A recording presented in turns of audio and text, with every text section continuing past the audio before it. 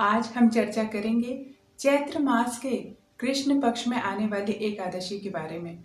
चैत्र मास के कृष्ण पक्ष की एकादशी का महात्म्य सुनने के उद्देश्य से एक बार ऐसा ही प्रश्न श्री युधिष्ठिर जी ने भगवान श्री कृष्ण से कहा था।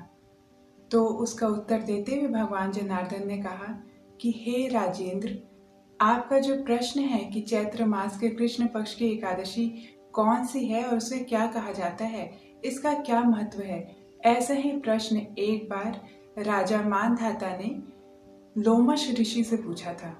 जिसका उत्तर देते हुए लोमश ऋषि ने बताया था कि चैत्र मास के कृष्ण पक्ष की एकादशी को पाप मोचनी एकादशी के नाम से जाना जाता है।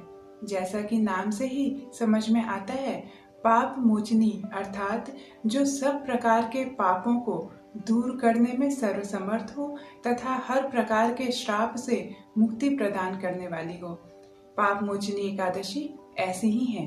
इसका अत्यंत सुंदर फल है और इसकी कथा भी अति सुंदर है। पाप मोचनी एकादशी की कथा इस प्रकार है। बहुत समय पहले की बात है, चैत्ररथ नामक वन में महर्षि च्यवन के पुत्र महर्षि मेधावी बहुत ही कठोर तपस्या में संलग्न थे।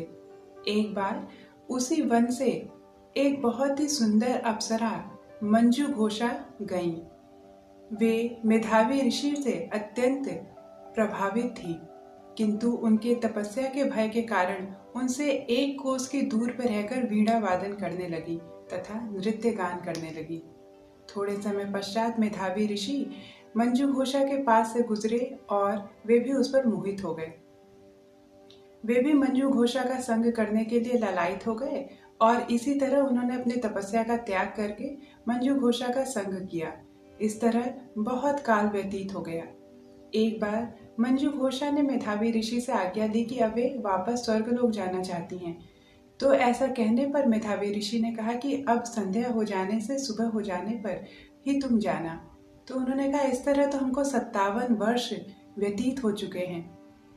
ये सुनकर मेधावी ऋषि आश्चर्यचकित हो गए और उनको अपनी तपस्या भंग होने का भान हुआ। इस बात से कुपित होकर उन्होंने मंजू घोषा को श्राप दे दिया और कहा कि तुम्हारी वजह से मेरी इतनी कठोर और लंबी तपस्या का विनाश हो गया है, अतः तुम पिशाच योनि को प्राप्त हो, तुम पिशाचिनी हो जाओ। यह सुनकर मंजू घोषा रोने लगी और उसने कहा कि आप ही मुझ पे मोहित हुए थे और आपने मेरे साथ 57 वर्ष संग किया है।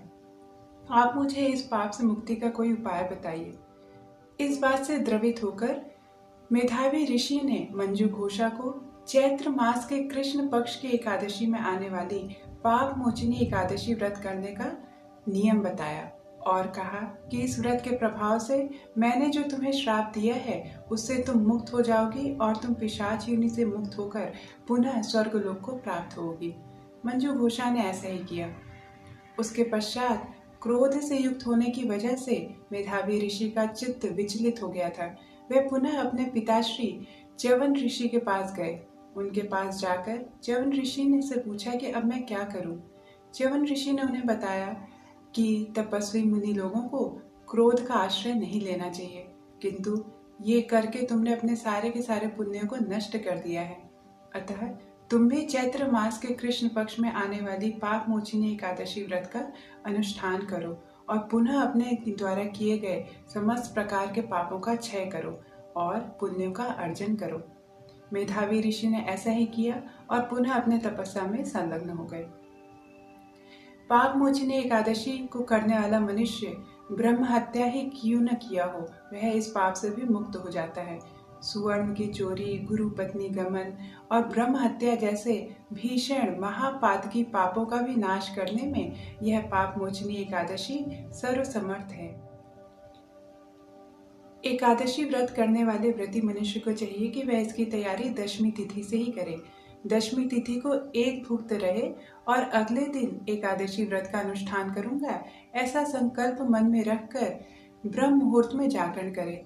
अपने नित्य नैमित्तिक कर्मों का संपादन करके भगवान श्री कृष्ण की मंगल आरती संपन्न करे।